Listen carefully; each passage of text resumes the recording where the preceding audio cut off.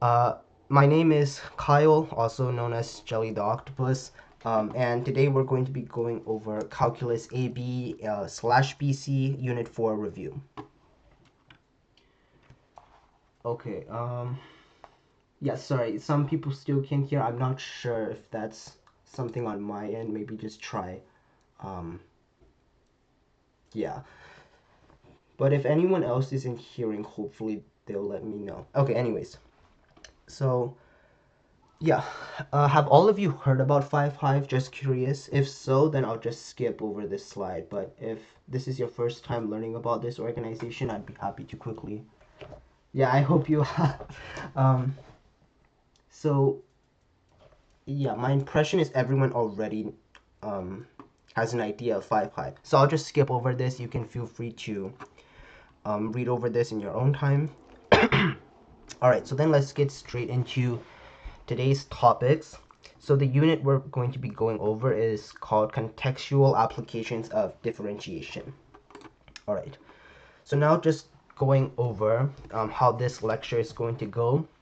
So basically for each of these 7 topics, how I've structured the slides is first I'll just have a single slide going over the main ideas for the topic and some things to remember and to keep in mind.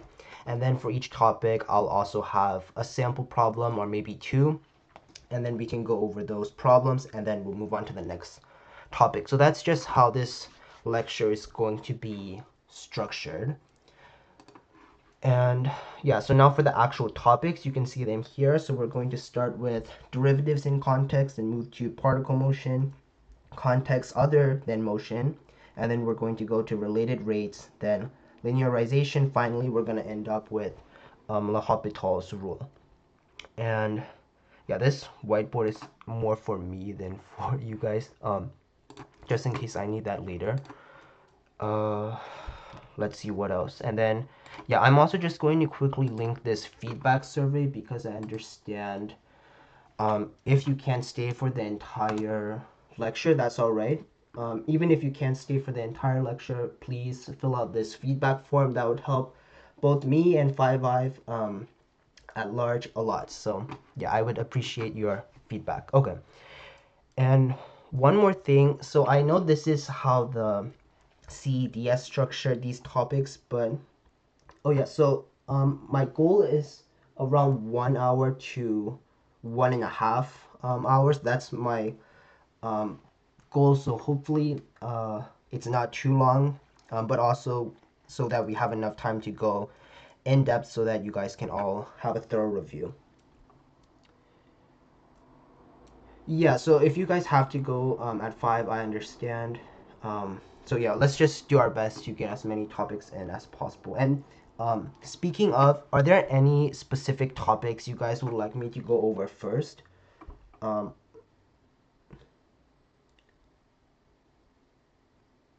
4.6, 4.7, okay. Um, 4.4.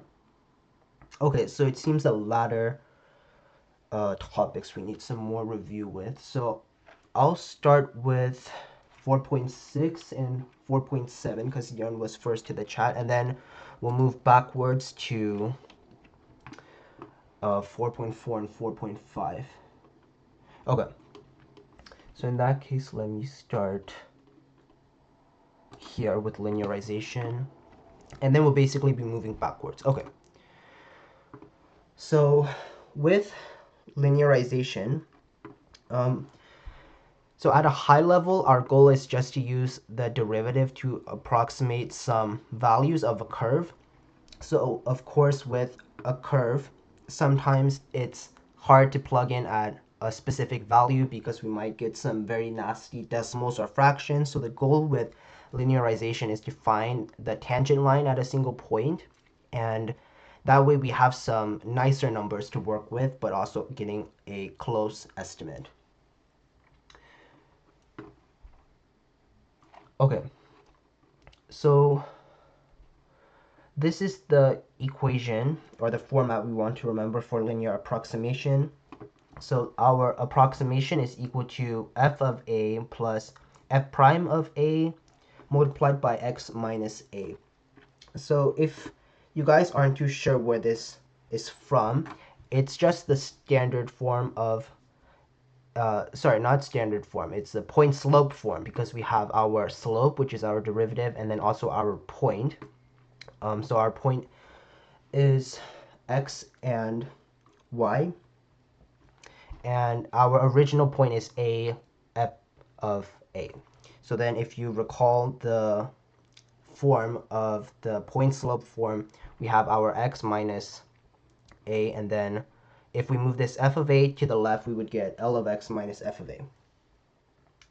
No, there are no BC topics in this unit.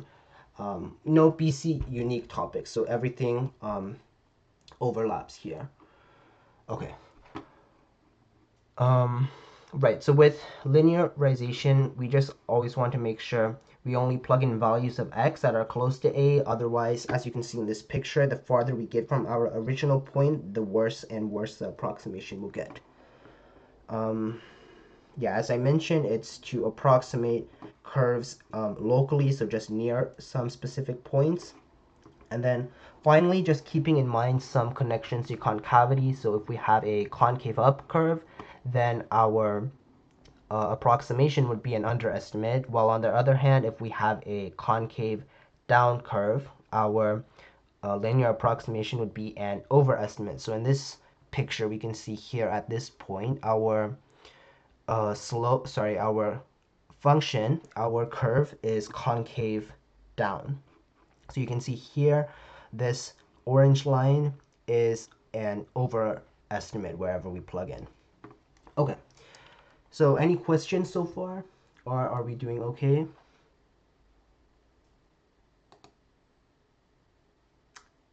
So I hope, okay, that's good to hear. So in this case, let's do this sample problem. So at first, I'll let you all try to attempt it on your own. So the problem is use linearization to approximate the square root of 4.1. So feel free to try and work this out on your own. So maybe let's give 1 minute, 1 or 2 minutes, and then just let me know once you're finished in the chat, or if you aren't too sure what to do, also please let me know. Or yeah, just send me something so I can know your current progress. And then these questions down here are just some hints or some guiding questions if you aren't too sure what to do. So first we want to pay attention to what is the actual function, what's the curve that we're trying to approximate. And then the next step would be taking its derivative.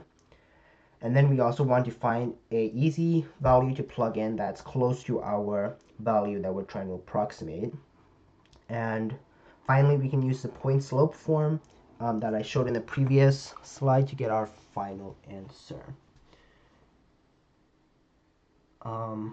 Yeah, I'm not sure if 2 point.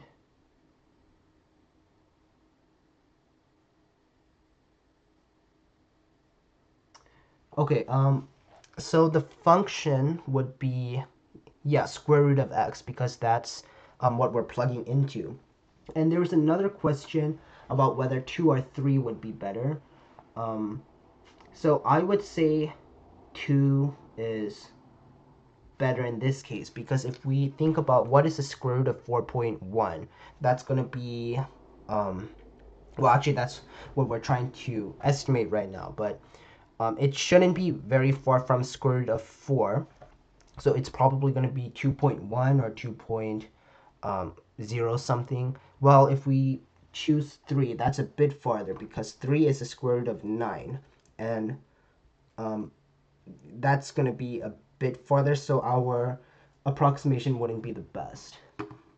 Okay, so just wondering, have you guys made any progress with this problem? I think what King put, I think that is the right answer, but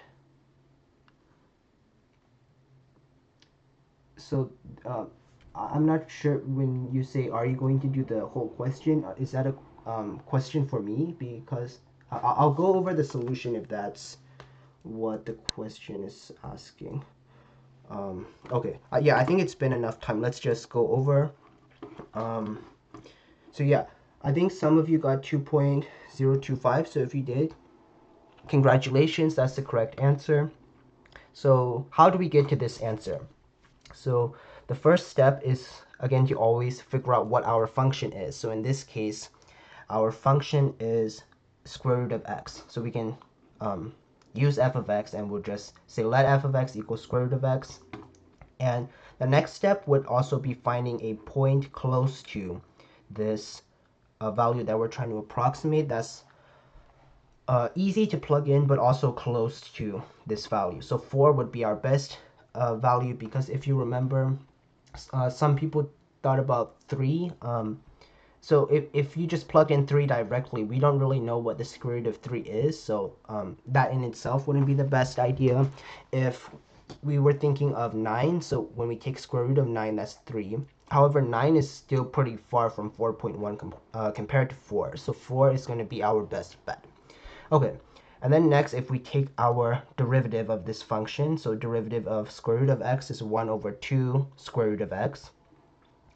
And then our actual point, this original point, so we have f of 4 is 2. And then our slope at this point, so f prime of 4 is equal to 1/4. And then finally, if we put in into our point slope form, we get that our approximation is equal to 1/4 in parentheses x minus 4 plus 2. So then all that's left is for you to plug in 4.1 to get your approximation. So hopefully everyone understood this solution. So feel free to ask any questions if you're not sure about anything in this solution. But otherwise, we'll move on to the next topic. Okay, so now coming to 4.7, L'Hopital's rule. So this rule is always for indeterminate limits. So what does that mean? Indeterminate limits are any in these forms. So for example, 0 over 0, infinity over infinity. So these are the most common forms that you're going to see. And I think especially in AB, I don't think they'll give too difficult indeterminate forms.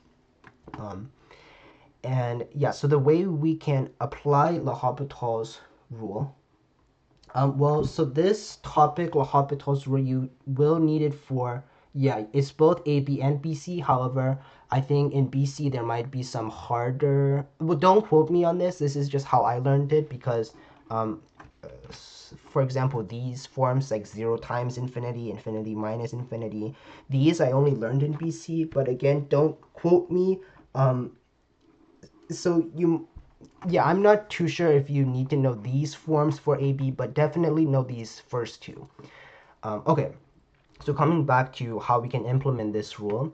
So if we have an indeterminate form, we want to take the, well, yeah, so first we need to justify if we can use L'Hopital's rule. So in the past, you could just say, oh, it's in the form 0 over 0, but you need to be a bit more thorough nowadays. College Board changed their requirements, so you have to take the limit of the numerator and then show that it's equal to 0 or equal to infinity. Then take the limit of the denominator and show that it's approaches 0 or approaches infinity. And then once you show that both equal either 0 and 0 or infinity and infinity, then you can say we can use L'Hopital's rule. Okay, so then how do we actually use this rule? Pretty simple. Just take the derivative of the numerator by itself, and then the derivative of the denominator by itself, and then just put those over each other. And if what you get is still an indeterminate form, just keep on applying L'Hopital's rule as many times as you need till you get a form that's not indeterminate. Okay, and then these other less common forms, again, I'm not sure if you will see these, but it might be good just to keep them in the back of your head. So just some tips if you encounter these forms. So if we have two things that are multiplied to each other, we can rewrite this product into a quotient. So we can do the quotient of a reciprocal. So then, although these two seem to be the same, this form is actually better for us to do L'Hopital's, because now we have an actual fraction to work with. And then, yeah, if we have a form where we have a subtraction of two infinities, then we just need to combine them into a single fraction somehow. So maybe that's by using a common denominator, or if you can multiply by a conjugate. One of these strategies, then you'll be able to use L'Hopital's rule. And then finally, if we have exponents, then the strategy would just be taking the natural log of both sides and then applying your limits. And then at the very end, if you both sides, that will take care of the natural log. Okay, so any questions so far, or we're doing okay?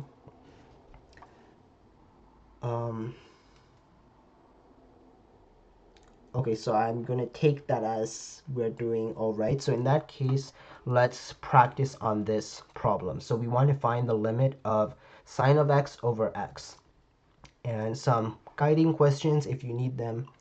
So first, make sure that it's actually in indeterminate form, because otherwise we can use other strategies to solve for our limit. But if it is indeed an indeterminate form, remember how do we justify for using L'Hopital's, and once you justify, then feel free to actually solve for the answer. Okay, yeah, I'm getting some answers in the chat, and I believe that's correct. However, the answer's just, yeah, that's true. Maybe, I don't know. Yeah, maybe putting spoilers in this chat is overkill, but anyways. Yeah, car is putting spoilers here. Okay, so I think, yeah, that's true. But we're just practicing using our L'Hopital and also justifying it. So that's one thing I want to emphasize, especially on FRQs. Always remember how to justify L'Hopitals, because if you just use L'Hopital, sometimes they might not let it slide.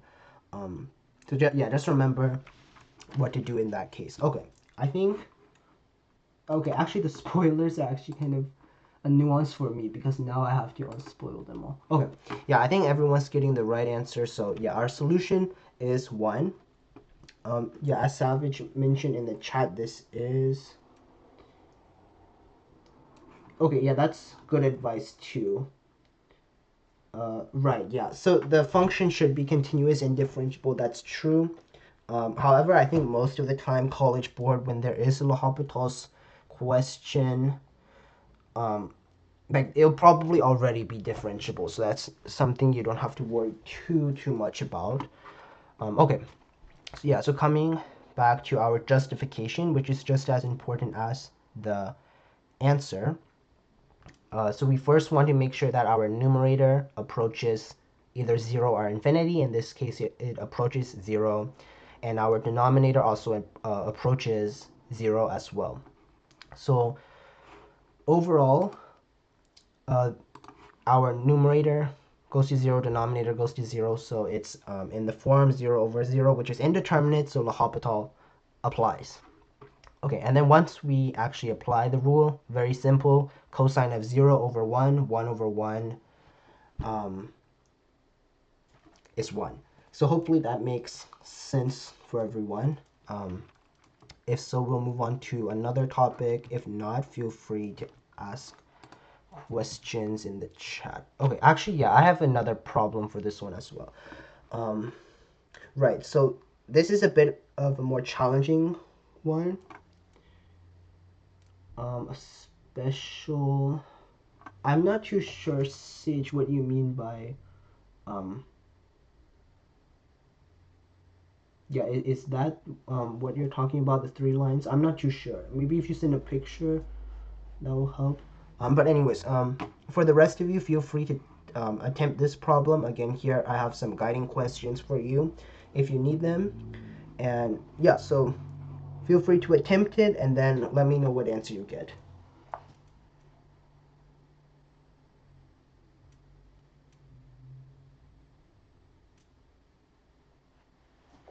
Yeah, I'm just taking a look at this conversation in the chat.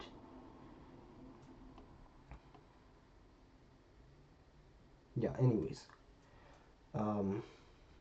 So in my, just to add my own 2 cents, in my own experience, I don't recall any special symbol for L'Hopital. Um, I just, how I was taught was as long as you show the limits of the numerator and denominator, that should be good enough justification. Okay. So just wondering, has anyone managed to solve this problem yet, or are we still working on it? Just curious.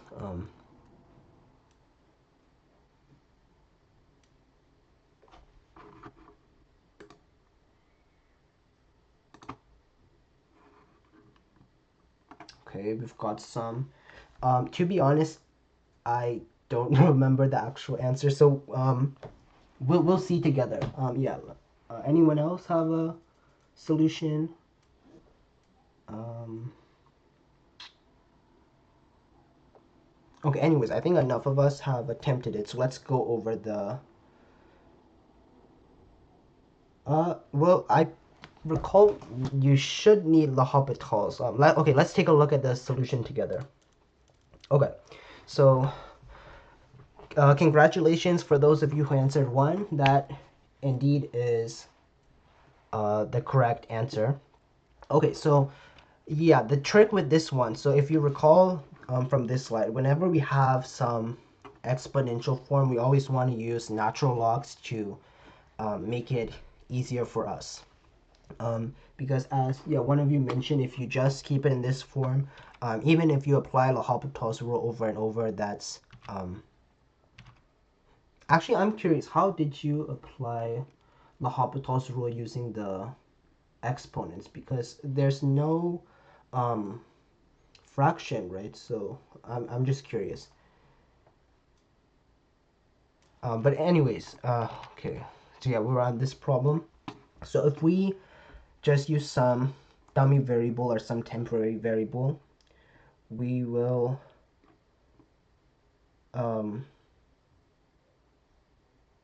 sorry, I'm just looking at the chat. I think they're okay. Okay, yeah, coming back to the solution. So if we have our variable and we set it equal to x to the power of x, we can put it in this form. So if you recall your logarithmic rules, if we have a log of an exponent, we can take this exponent out. So instead of natural log x to the power of x, we can use the same thing. Sorry. So how do I phrase it? Yeah, it's equivalent to this form if we take it out of x, natural log of x. So that's where I got this value from.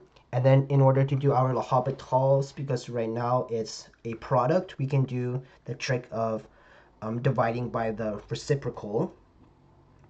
So in this case, we have natural log of x divided by 1 over x. And we take the limit of the top, we have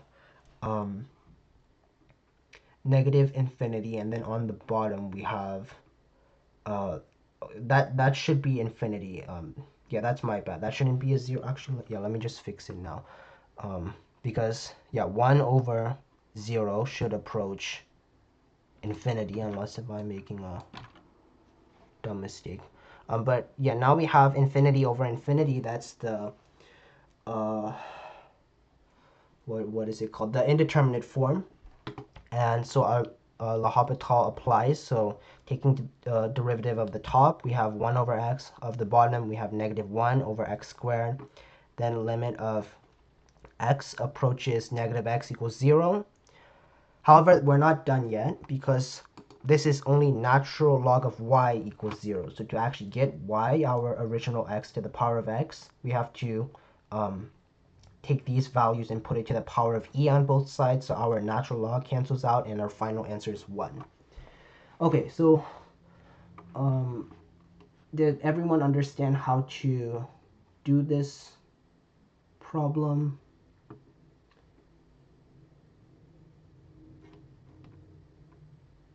Okay. Yeah, I think we're good. But again, if you have any questions later, even if we move on to different topics, feel free to ask.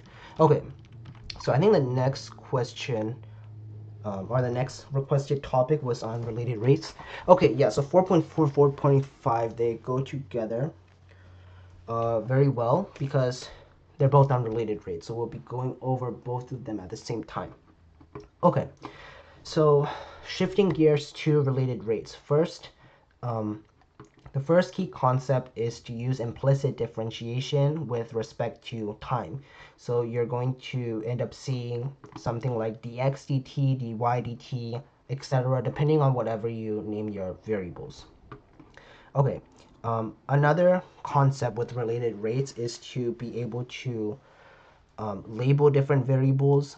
So what that means is just assigning variables to different items and then also making sure to relate them before you take the derivative of both sides with your implicit differentiation. So some possible relationships, so in other words, some potential equations you might see for related rates, we have our areas, so area of a circle, area of a square, of a rectangle, of a triangle, whatever, maybe even circumference. I know that's not area, but just geometric things in general. And then our volume equations, so volume of a cone, volume of a cylinder. These different things are all very common. And then you also might see some other relationships, so our trigonometry, trig relationships, so maybe something with the tan, with the sine, with the cosine, or also maybe something with Pythagorean theorem. So these are all different types of relationships and equations that we might see.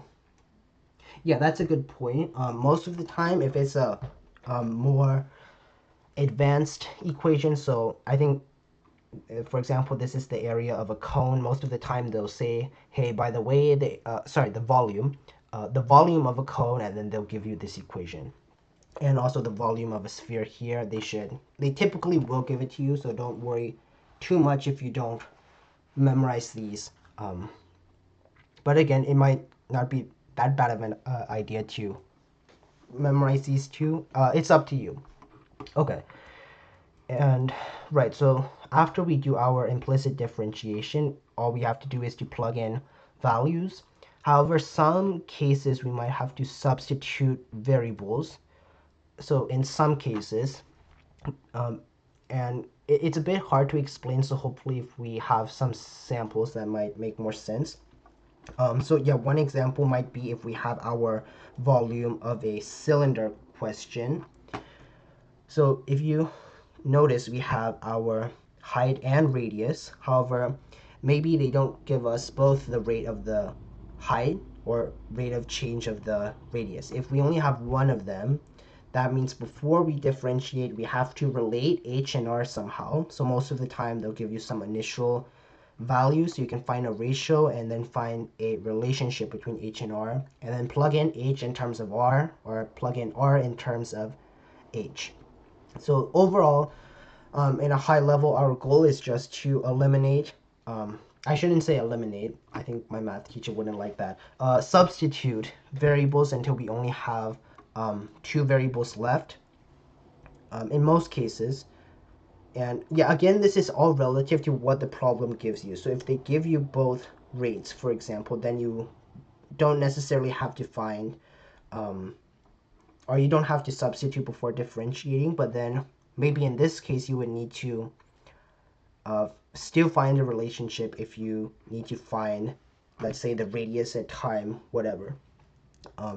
So hopefully that's not too confusing. My point is, depending on what you're given, that might change your strategy with solving these types of problems. But overall, our goal is just to substitute variables until we get to most of the time just two variables. So then after we differentiate, we can easily plug in and get our values.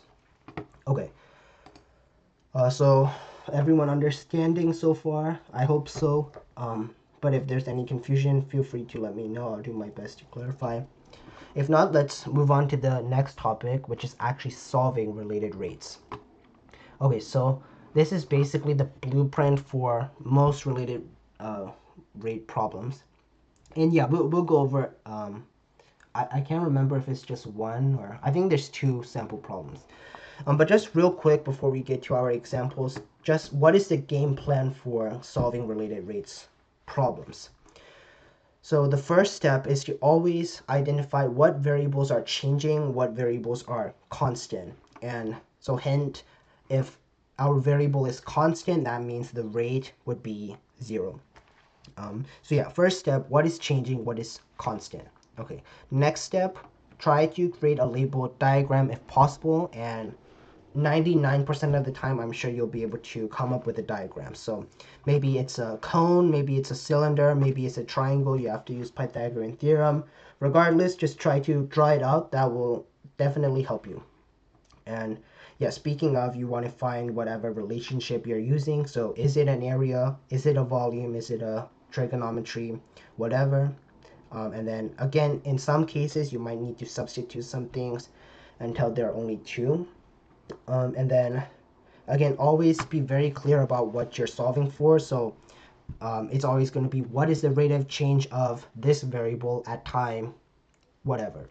So just make sure you're clear on what you're solving for, and that way you can stay on track. Okay. So hopefully well, if there are questions, feel free to ask, but if not, let's move on to this question. So we have a balloon that rises vertically at 5 meters per second. We have a person that's 30 meters away horizontally. And yeah, so these two are perpendicular. And so how fast is the distance between them changing when the balloon is 40 meters high? So everyone feel free to attempt this problem. And then again, some hints, some guiding questions. First of all, what variables do we have? And then out of those variables, what are changing? What are constant? And then can you draw a diagram for this? And the relationship goes hand in hand with the diagram. So if you know what equation is this context? Are we doing something related to area, or is it related to volume or trig or Pythagorean theorem? Make sure you figure that out. And also pay attention, how many variables do we have? Do we need to find any other relationships and substitute? So for this one, I don't think you need an extra substitution, just because well, yeah, I won't get ahead of myself. Try to figure that out if you can. And then finally, do your implicit differentiation, plug in, and try to see what type of value you can get. So yeah, these questions are a bit more time consuming. There's a lot of different moving parts, so I'll give you a bit more time for this. And yeah, so try your best, and we'll go over the answers soon.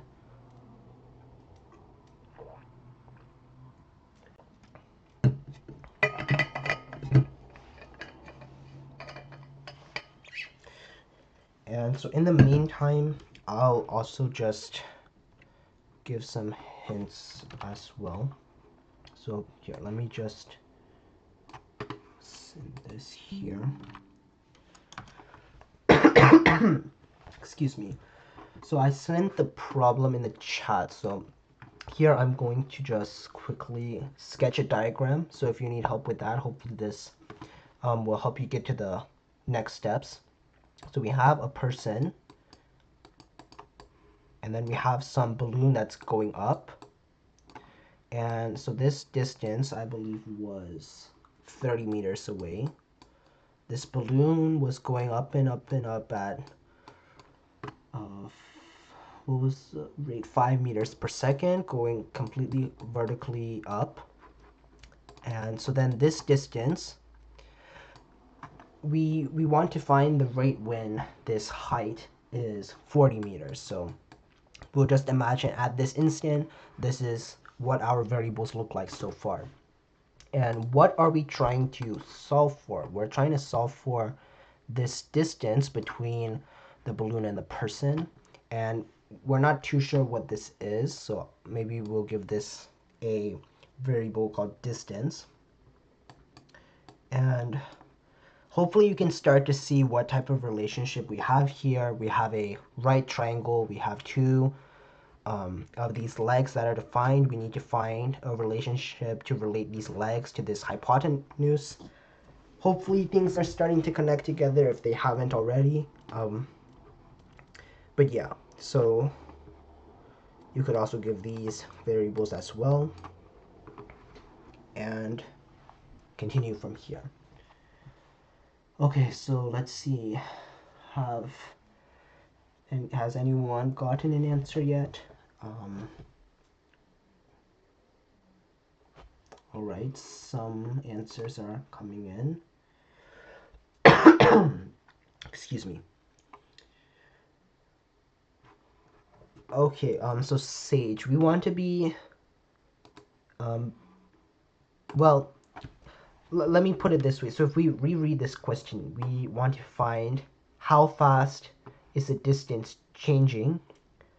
Um, so how fast is the distance changing? Yeah, hopefully you kind of caught on to um, what you can do to get to the right answer. So yeah, I think 15 meters, that's the distance at the time, but we want to find the rate. Okay, so got some other answers rolling in. Right, yeah, 50, that would be the actual distance, but we want to find how fast is the distance changing. So hint, we want to find what is the rate of change of the distance. So another hint, that's the derivative in terms of time. Okay. Bruh. Okay, I know this guy. Okay, anyways. Yeah, you're welcome. Okay. So let's just go over the solution. So this is my very, very good rendition. Yeah, I know I should become an artist one day. Yeah, I'm doing commissions, so you feel free to purchase from me. Anyways, so this is a diagram that we have. So again, this is our right triangle. So our relationship is going to be our Pythagorean theorem. Oh yeah, and by the way, our answer is 4 meters per second. Yeah, I think someone got 4, so congratulations to that person. Yeah, I apologize. This formatting is a bit bad. You know what? I'll just solve it live for you guys, and hopefully the formatting is better. Actually, yeah. Someone sent their work in the chat. You know what? Let's just take a look at their work. Let me see. Can I copy and paste it here? Maybe.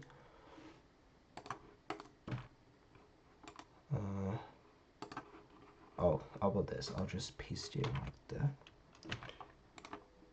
So, who sent the work? Cyber Knife. I hope you don't mind me borrowing your work for the slides. Okay, so yeah, let's take a look at what to do. So our relationship is our Pythagorean theorem. And yeah, so we have 3 variables. We have x, y, and z. And when we take our derivative of both sides, our implicit differentiation, this is the relationship that we get. We have 2x. I won't read it out. This is what we have.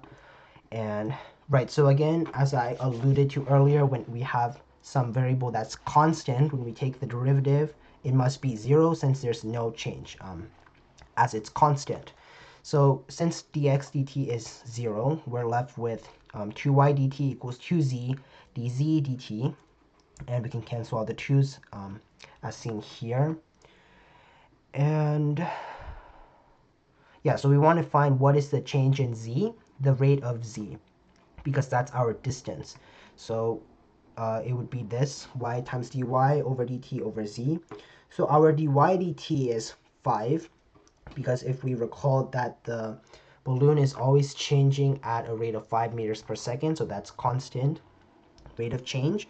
We can plug that in. Our y, so our height was 40 meters, and then here you can see we use the Pythagorean theorem just to find the actual distance at the time that the height is 40 meters. So some of us got to this conclusion of 50 meters. Yeah, I'm not sure how complicated the next one's gonna be, but we'll see. Okay, anyway, so our final answer should be 4. So hopefully everyone understands, but if not, please feel free to ask questions. And if there aren't any questions, let's move on to the next practice problem.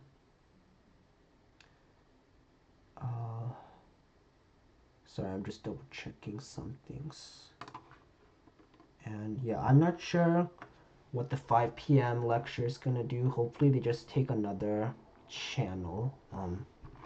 But anyways, we'll see when the time comes. Okay, so if you haven't read the problem already, this problem is about some water that's being poured into a cone at 2 centimeter cube per second. Our radius and height are both 10 centimeters. And we want to find what is the rate of change of the height when when our height is equal to 4 centimeters. So actually I should have rephrased this question better, because it's not just any height. We want to find what is the rate of change of the height of the water, not of the actual container. We want to find the rate of change of the height of the water. So yeah, a bit of a mouthful, but hopefully that clarifies any confusion if there was any. And yeah, so some guiding questions again. What are our variables? How many variables do we have? And then which variables are changing? Which ones are constant? Can we draw a diagram? Hint, hint. Volume of a cone is 1/3 pi r squared times h. So who knows, maybe that would be helpful for this question. And yeah, another hint. So what's the relationship? Hopefully you have a clue. And yeah, do we need to substitute anything? So in this question, I believe so. At least it'll make your life a lot easier if you do some substitution beforehand. So something to keep in mind. And then finally, implicit differentiation and plug-in. So as you can see, this guideline or this blueprint is pretty much the same with the last problem. So always keep these steps in mind whenever you have a related rate problem. And yeah, so hopefully the problem itself makes sense. I'll give you all maybe 1-2 minutes to try and solve it on yourself, by yourself. Yeah, what did I say? Never mind. Yeah, so just take a minute or so. And yeah, for those of you who need it, I will sketch okay, let me see, how do I, okay. So yeah, if you didn't realize yet, this indeed is a cylinder. Right, a cylinder. No, not a cylinder, a cone, sorry. I always end up getting those two confused. So a cylinder, no, a cone, wow. Real smooth. No, yeah, a cone, not a cylinder. Okay. Cone. Yeah, so we know that our radius and height are both the same. So these are both 10 centimeters. 10 centimeters. And we know that we have some water that's dripping in, flowing in. And then this water itself makes its own cylinder. And we know that, so we have this volume here. We know that the rate of the volume is coming in at, what was it again? 2 centimeters per second. Right, so 2. And what we want to find is our change in height. So we want to find this dH dt. When the height is 4 centimeters. So when, or if we use proper notation, I think this is acceptable to use. So we want to find this. Okay. All right, so some answers are coming in. Let me take a look.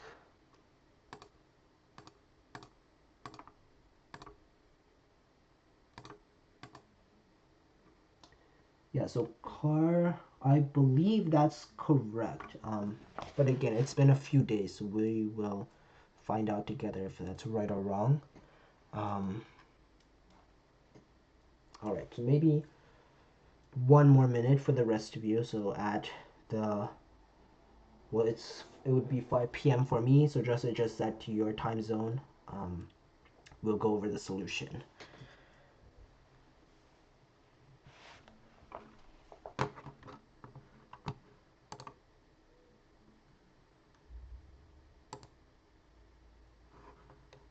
Okay, any more solutions? Yes, no. Okay, anyways, so hopefully you at least got through part of the problem. Again, another incredible um, piece of art by me. So yeah, congratulations if you got 1/8 pi centimeters per second. And that reminds me, make sure you are actually, yeah, this is something I haven't covered yet. So when we answer these types of problems, um, if it's an FRQ, the best way is to always answer in a complete sentence. So most of the time, I just take this sentence format and just change it for whatever context and whatever answer I have, depending on the problem. So the rate of change of whatever my variable is, so in this case, height, is, so we want to always say increasing or decreasing, just because we don't want to have negatives in our actual numerical answer. So of course, when you solve it, if let's say in this case the water was actually flowing out, then our change in height would actually be decreasing. So in that case, our value of dH dt would be negative. However, uh, we wouldn't want to say it's increasing at a rate of negative. That's just um, too complicated. So if it's negative, just say decreasing at the magnitude. If it's a positive value, say increasing at a rate of the magnitude. So always just put the magnitude, and then this increasing or decreasing word is going to tell the grader about whether it's positive or negative. And then yeah, when h is equal to 4 centimeters, so you can say whatever the case was for the problem. Okay, so the first step is to notice that since our r and h are always I shouldn't say, well, yeah, they are always the same. The reason we know is because this, um, the radius of this cone, so this container is 10 centimeters and the height is also 10 centimeters. So this cone of the water is always proportional to this larger cone. So we can assume that this radius of the water is going to be the same as this height of the water. So that's why we can put r is equal to h. Yeah, I guess I shouldn't say equals 10 centimeters here, so let me actually get rid of that. I think that's a bit confusing because what we want to focus on is how r and h are equivalent. So in this case, for this reason, we can substitute in r for h. Is that right today? Yeah, because we want to have it in terms of h, because our goal is to find the rate of change of the height. So it wouldn't make much sense if we have the volume and the radius, because that's just making it more complicated for us in the end. Okay, so the next step, if we take our derivative of both sides, we have dv dt equals pi h squared and then times dh dt. Again, I apologize for the formatting. Maybe one day I'll learn LaTeX or something. Here, I can also just write it out if that helps. So we know that the volume is equal to 1/3 pi r squared times h. We substitute the r for h to get 1/3 pi h cubed. If we take the derivative of both sides in terms of t. So here, h is our only variable when we do the, what's the rule called? Power rule. This 3 and this 1/3 will cancel out, so we have just pi h squared. So if we just be thorough and show our steps, we go from there to this 1/3 times 3 and cancel the 1/3 and 3 to get pi h squared. Okay, and we can't forget we also have to do our chain rule. So hopefully you remember that as well. Okay, so I think, yeah, welcome if you just joined. Please let me know if you have any questions. I'd be happy to go over.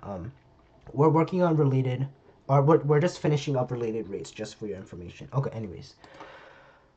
Okay, so now we can actually start to plug in our different values. So we know that our change in volume is 2. And we know that the height was equal to 4 centimeters at the time. So in this case, if we just move this and divide it down, we get 2 over 16 pi, also known as, or equivalent to, 1 over 8 pi. Never forget your units, centimeters per second. Okay, hopefully now that we went over the solution, it makes sense. But again, please, as always, if it does not make sense, don't hesitate to ask questions. That's what I'm here for. But yeah, I think we are getting the hang of these topics. Okay, so we went over the latter half of these topics. So just wondering, out of these remaining 3, are there any that you want me to do first? If not, we can just go in order. And well, honestly, these are very easy. I think we can just go through them in order. Yeah, because these are all like one word responses to the sample problems that I have. But again, even though it's easy, it's always good to go over and review. Okay, so the very first topic of this unit is derivatives in context. So I took this quote straight from the course description. So derivatives allow us to solve real-world problems involving rates of change. So yeah, keyword rate of change. If there's anything that's changing, we can probably use derivatives. And then of course real world problems. So there's lots of different contexts where we might see something changing. Okay, and some more review.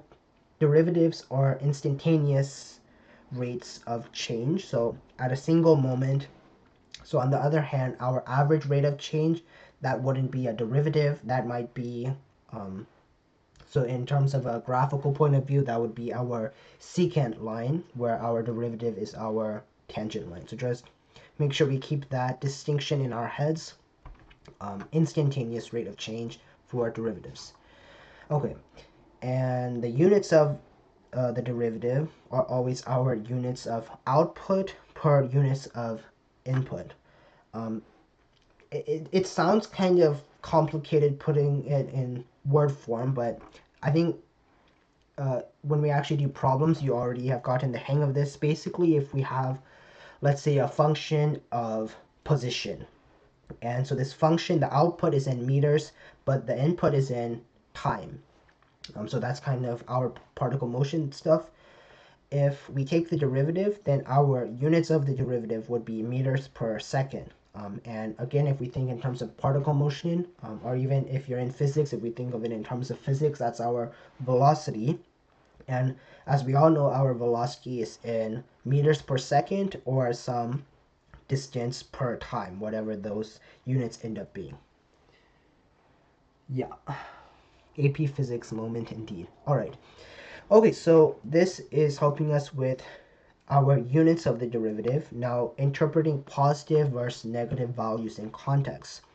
We want to remember that positive is always increasing or gaining, or something is Well, it's increasing. Yeah, I couldn't find a synonym for that. So just keep that in mind. So maybe we're increasing in speed or we're gaining some money. That would all be positive derivatives. Okay, and then negative derivatives are our decreasing or something is losing. So one way we can apply this concept was in our related rates. If you recall, when our um, volume was increasing or our height was increasing or our whatever variables were increasing, we always had a um, positive derivative. However, if let's say the volume of the water was draining, so it was decreasing, then we would have a negative value. Okay, hopefully that makes sense.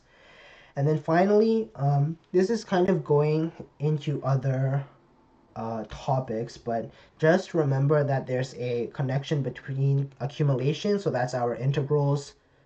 Yeah, I need my bank account to have a positive derivative as well. I think we all do. Um, but yeah, so remember our accumulation, which is our integrals, and our change, so our derivatives, these two are related through the fundamental theorem of calculus. So if you recall, um, if we have the derivative of an integral, then that's just our original function. So in real life context, sometimes this relationship between accumulation and change will help us to simplify and aid us in our problem solving. Yeah. Um, Aiden, to answer your question, yeah, maybe if some people have their own cheat sheets. I think my calculus teacher sent something. Yeah, I can do some research too, and I can see if there's any cheat sheets or formula sheets, things like that. Um, but yeah, anyways, there should be some resources online, I'm sure. Okay, anyways, so very simple problem here. So we have a population of bacteria modeled by a function p of t. So t is in hours, and p is in, so our actual function would be in bacteria. That would be the units of output. So we want to answer, what does p prime of 4 equals 150 mean in context? And yeah, so we just want to remember that this is our notation for derivatives.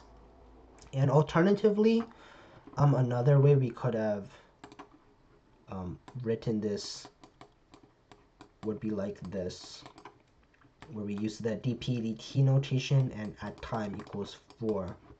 Was it 4? Yeah, equals 150. So just reviewing our notation, making sure we can use different forms of our derivative. Okay.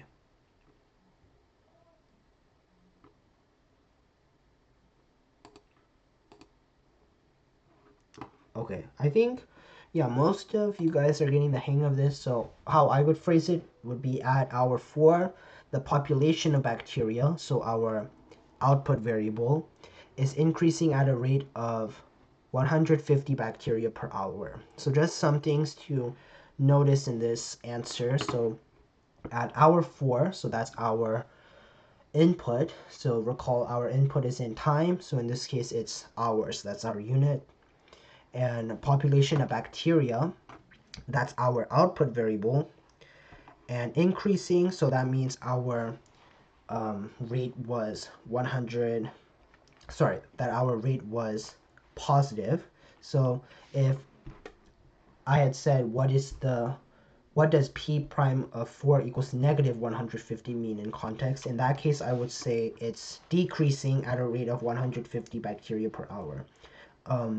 Yeah, so this skill goes hand in hand with our related rates, because uh, with our related rates at the very end, we do get a derivative. And when we answer it, we want to use our skills from this topic. So interpreting a derivative to write our answer out in sentence form. And so again, just another reminder, please don't put negatives in your actual number. We don't want to be saying increasing at a negative value or decreasing at a negative value. That's just I mean, yeah, you can kind of tell what they're trying to say, but it's just overcomplicating it, and the grader probably wouldn't be very happy to grade your test. So just make sure this is always the magnitude, and this is increasing or decreasing represents our sign, or our negative and positive. Okay, last thing to notice, our units of the derivative or of the rate of change is hours. Sorry, I lied. It's bacteria per hour. So our output variable per, sorry, not variable, output units per input units. Okay, so hopefully this wasn't too bad to grasp. All right, so now one of our favorites, at least it's one of my favorites, particle motion. All right, so what do we have to know for particle motion? We have to, sorry about that. We have to connect position, velocity, and acceleration together. Okay, so just some notation and some relationships. Most of the time for position, it's either x, y. Sometimes they use s if they want to keep it ambiguous. So that's just s is more in general. Otherwise, we have x and y. Our velocity is in sorry, I just blinked out there. Our velocity is a derivative of our position. Yeah, I think what I was thinking about was our units would be meters per second, for example, if our position was in meters. So that's kind of reviewing those skills from the previous topic. And finally, our acceleration is our derivative of the velocity, which is also equivalent to the second derivative of our position. Okay, so these are just the relationships between acceleration, velocity, and position.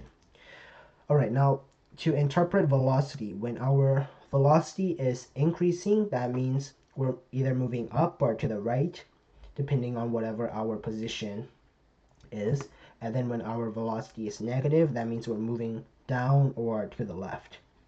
Okay, one more topic, one more concept is speed. So speed is the absolute value of velocity. So in other words, it's the magnitude of our velocity. So what are some ways we can tell when our speed is increasing or decreasing? So our speed is increasing when velocity and acceleration have the same sign. So the way I like to think about it is when they have the same sign, they're kind of helping each other get to the same direction.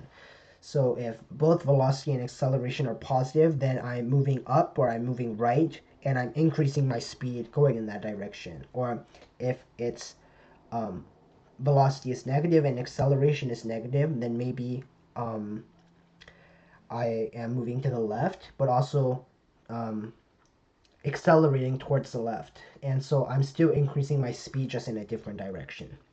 Okay, so yeah, again, if our signs are the same, then our speed is increasing. If our signs are different, then we have a decreasing speed. Okay. Do I sound like a bot? Anyways. Okay, yeah, anyway, so here is a sample problem. So we have a position function. So first, find what is our velocity and what is our acceleration. And then also find if our particle is speeding up or slowing down at time equals 2. So go ahead and try to solve. Yeah, so velocity, yeah, I think because in BC, yeah, there's vectors too, so that's kind of an extension. And then since in BC we also have polar and well, not for polar that much, but for parametrics, yeah, we have velocity with that. Today we're just going over unit 4.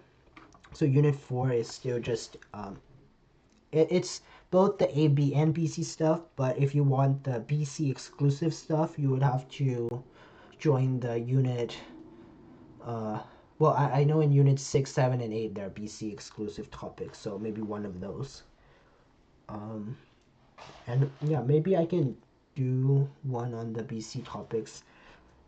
I have to look at the calendar and see who's teaching what units, just so I don't kind of clash with one of my other peers. Yeah, and unit 9 and 10 are completely BC exclusive things, topics. Yeah. Yeah, I guess we could review the same things multiple times. Okay. So have you all attempted this problem yet? Um,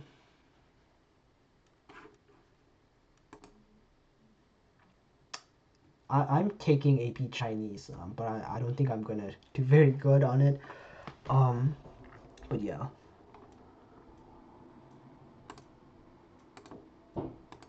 Okay, let's quickly go through this solution. So our velocity at time 2 is -3. So if we take the derivative of our position function, this is what we get. And then we take the derivative of that to get our acceleration. And then at time 2, that would be 0. So this is kind of, I wouldn't say this is a trick question, but it's kind of testing how well you understand the idea of speed. So since our acceleration is 0, we are technically neither speeding up nor slowing down because our speed is constant. If you have taken physics, this might be a bit easier to understand. That's just my view because in physics we know that when our acceleration is 0, that we have constant velocity, so aka constant speed. Um, yeah, hopefully, yeah, today's review you were able to get some concepts refreshed. Okay. All right. So this is our last unit that last topic that we haven't gone over yet. Um, so let's finish off strong. So yeah, context other than motion. So we have um, economics. So just some sample context. We might have economics, biology, chemistry, science, health science, and then yeah, some potential contexts might be what is the profit per unit sold, what is the population growth over time. If you're taking chemistry, the reaction rate. So these are all different examples. And yeah, so we can use the same skills as the previous topics to help for this topic and the questions for these topics. But just some tips: always identify what is the rate of change and what are its implications. So again, recall that means what are the units and what are the sign, and then those will all help you with your interpretation. All right. So one last sample problem for you all. Again, not too difficult. So if we have a company's profit, P in thousands of dollars, so mind the units. So it's modeled by a function of time t, where t is measured in months. So if we have p prime of 6 equals -3.5, what does this mean in context? So again, things to pay attention to. Oops, what did I do here? Yeah, so the units of the input, units of output, units of the rate, and do we have a positive or negative sign? Yeah, by the way, I'm reviewing Unit 5 tomorrow. Not sure if you'll be able to join. Yeah, it should be, yeah, it's the same as today. So 4 p.m. Pacific time, that's 7 p.m. Eastern time. Yeah, we'll be going over optimization tomorrow. So if you're able to join, please do. If not, I'll also, um, if I remember to, I'll make a recording. And hopefully if my computer can handle the recording, um, yeah, then I'll make sure to share out any recordings that I do. Okay, so let's go over the solution. Yeah, so at month 6, the company's profit is decreasing. So mind that we're using decreasing now, not increasing. At a rate of $3,500 per month. And so our units of the rate, of course, are dollars per month. It's just that when I put it in this form, it might be a bit tricky to see the unit itself. Um, yeah, I don't really have much more to add. Again, mine, what are the units? Is it increasing, decreasing? And um, yeah, that's pretty much all. So let me check. So I believe we went over all the topics, right? From 1 through 7. Um, so in this case, um, well, yeah. So does anyone have any more questions, or uh, do we feel ready? Do we feel more prepared?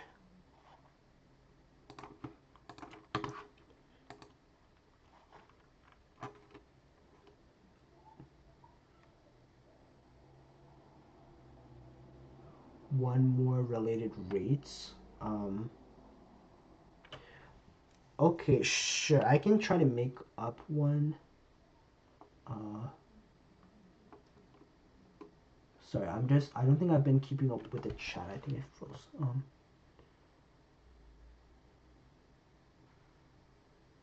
Okay. Anyway, so yeah, since we went over everything, that's pretty much all. Unless I think some of us want to do some more practice. So I sent a link, in the chat about a feedback form. So if you can help to fill it out, that would just help me improve as a lecturer. Also help the organization at large to just make these events better. So please feel free to fill that out.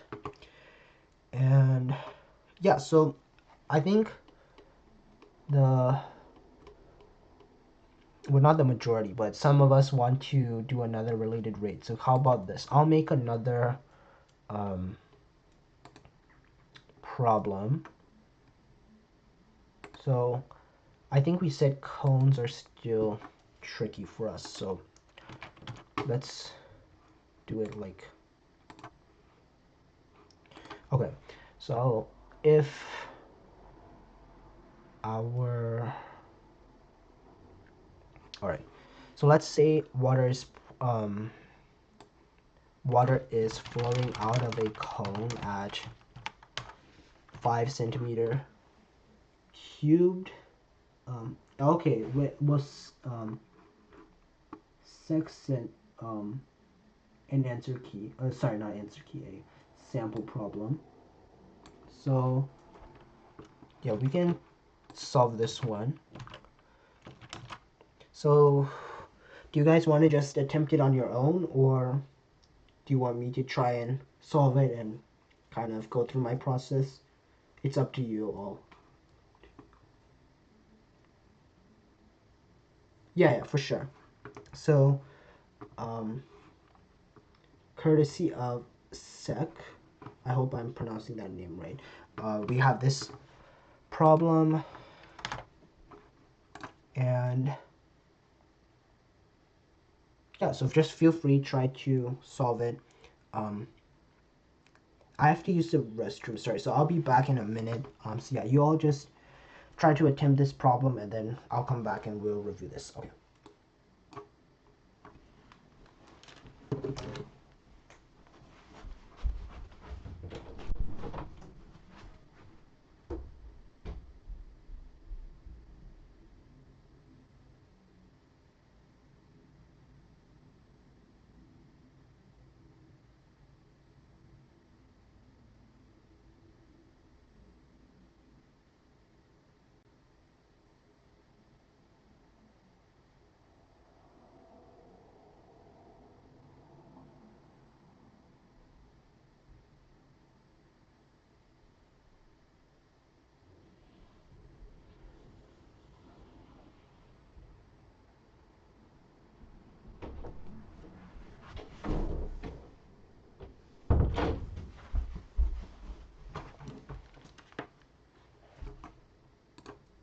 Okay, I'm back. So, did anyone manage to solve this problem yet?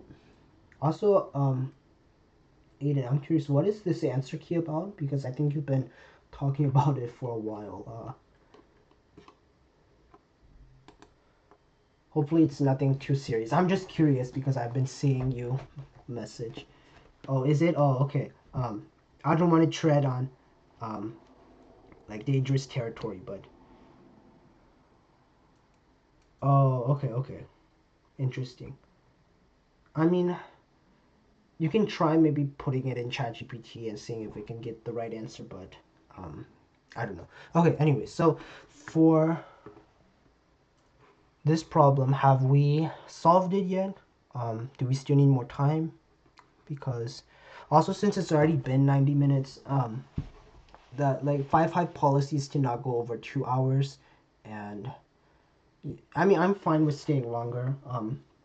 I just don't want to stretch our time too thin. Um,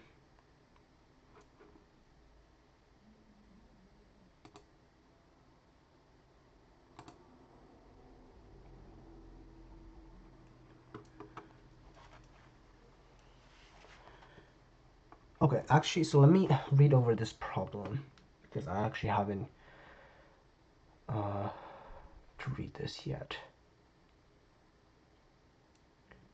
So I'm just going to start solving this in the same time um, that you guys are. So again, there's the problem, and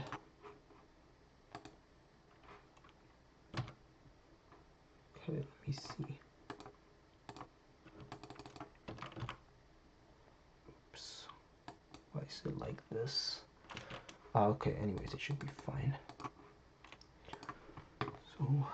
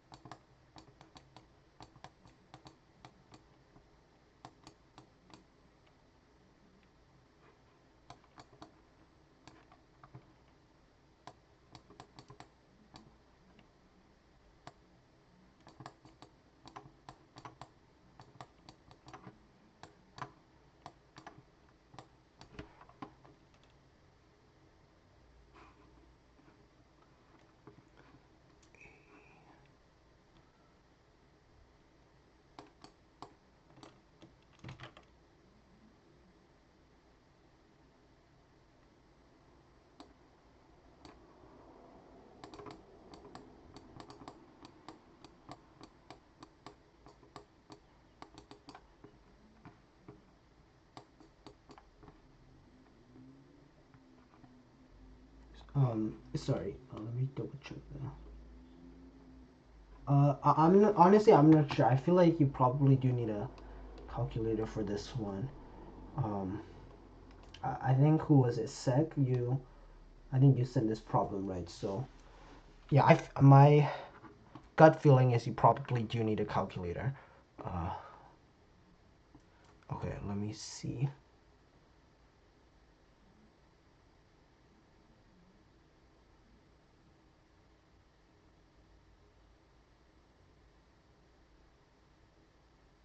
Okay, actually, yeah, this is a bit more involved than I thought at first. So they're separated by 350. Uh, did anyone manage to solve it yet?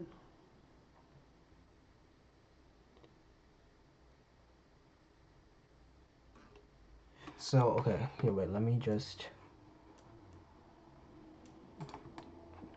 take this step by step. So we start off 350 meters apart.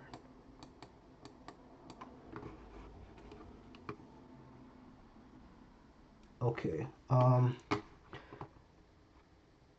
so we have A is going north and B is going.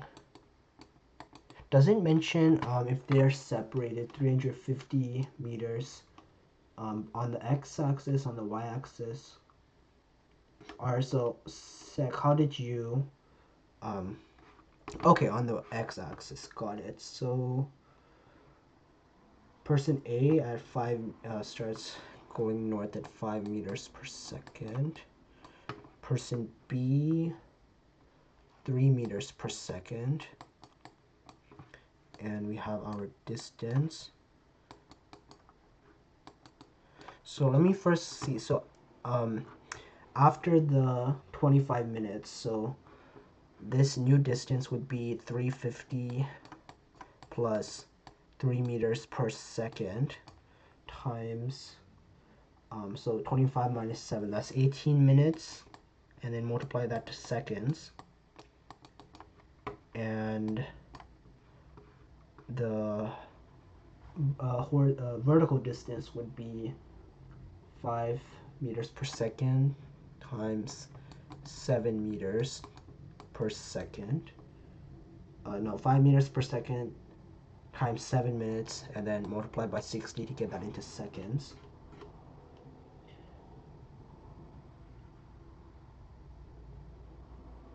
Did I misread this problem? Oh, it's writing south. Okay. Oops, that's my bad. So if it's moving south, okay, I don't think that's too bad. So after 7 minutes, we would have, not after 7, after 25 minutes minus 7, so 18 times 3 and then 60. And then we can find what the distance is. Sorry, I haven't been monitoring chat, so hopefully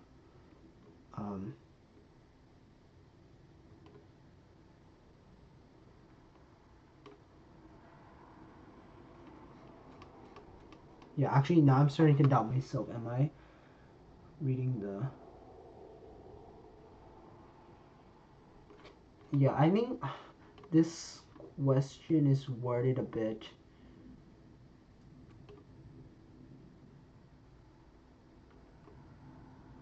No, I think, yeah, I think this is what we're all doing, right? Where we have A is going up, B is going down, and we have our distance like that.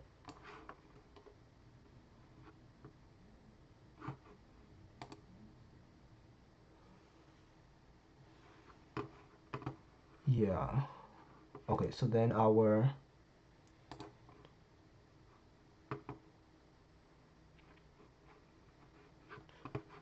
relationship would be, so let's say this is y1 and y2.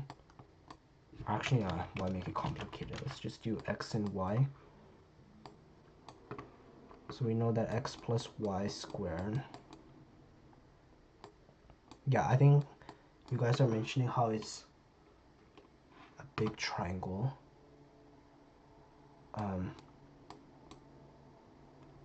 So plus our 350 squared equals d squared, right?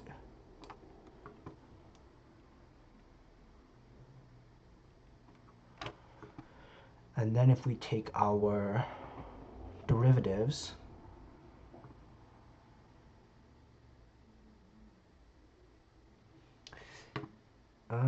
yeah, so if we do the chain rule, so we have 2x plus y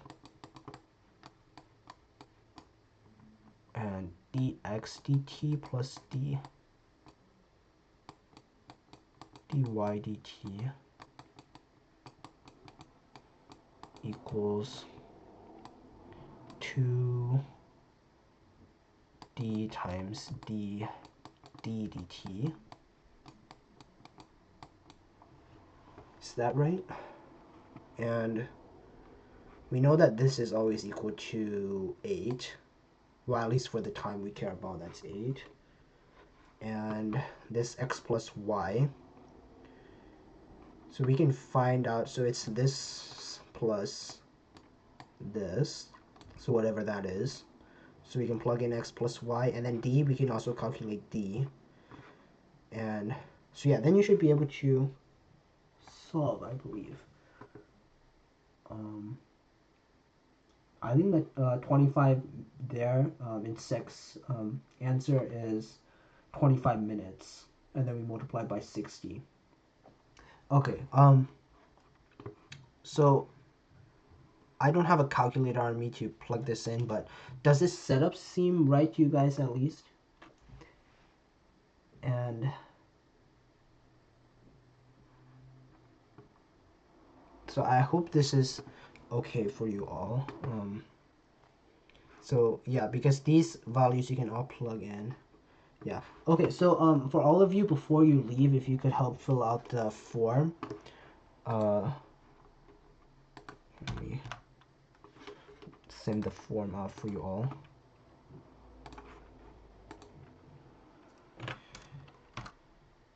Okay, yeah, I think unless if there are any final questions, let's end off today's session here.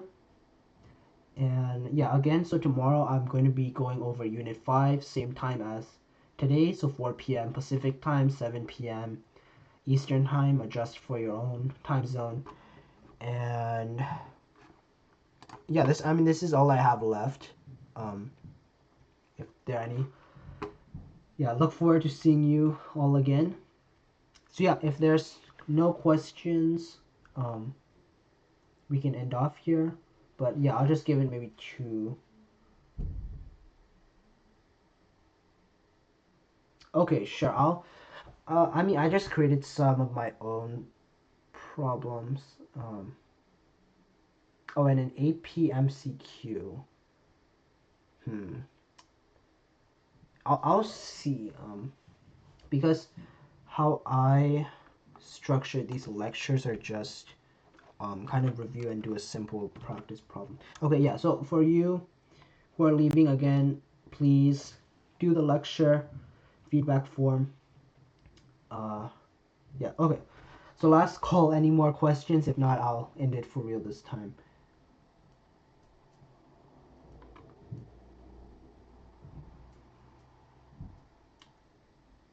Okay. Okay, so yeah, in this case, I'll end it off. Alright, bye guys.